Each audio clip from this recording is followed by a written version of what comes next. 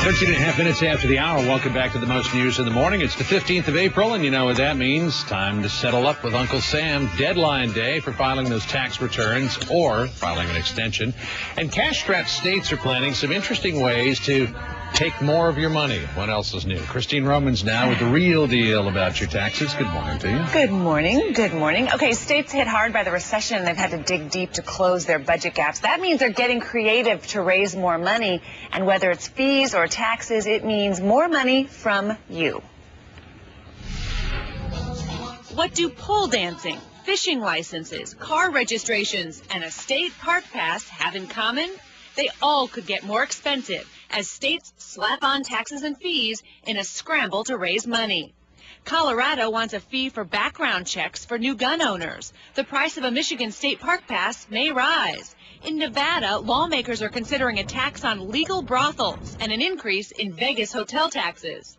And in California, there's even a proposal to tax marijuana, another to put a sales tax on porn. States are scraping for every penny. What they're doing first is they're cutting spending. They're cutting back on programs. They're delaying projects. They're putting in hiring freezes. And they still have to raise more money. Sin taxes are a perennial recession favorite, like taxes on tobacco. This time around, wealth looks like it's the new tobacco. We're seeing quite a few states that are at least considering income tax increases on upper income earners. We've seen it in New York and California already. Simply put, the math doesn't add up. States are bringing in less at a time when their recession-weary citizens need more services.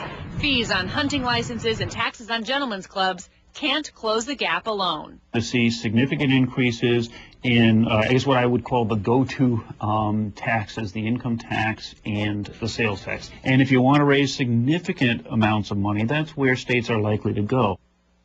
And let's be honest, they need to raise significant amounts of money. He says raising taxes is the last thing that states do in a crunch. It's politically dangerous, of course, for politicians. None of us like it. But he says he expects widespread tax increases starting next year, just as the recovery is taking hold. But look for those tax increases to be temporary. There's a growing number of people, though, who say we are so far in a financial hole that we're going to have some semi-permanent, if not permanent, tax increases to pay for this. You're absolutely right, John. A lot of people are saying that. You look at the states, they have to close their budget gap every year, but the federal government doesn't, and that keeps running these bigger and bigger and bigger deficits, looking far out. That means it's math. You either cut services, you either grow your revenue, or you tax. So some combination of those three things has to happen. Christine, thanks for that.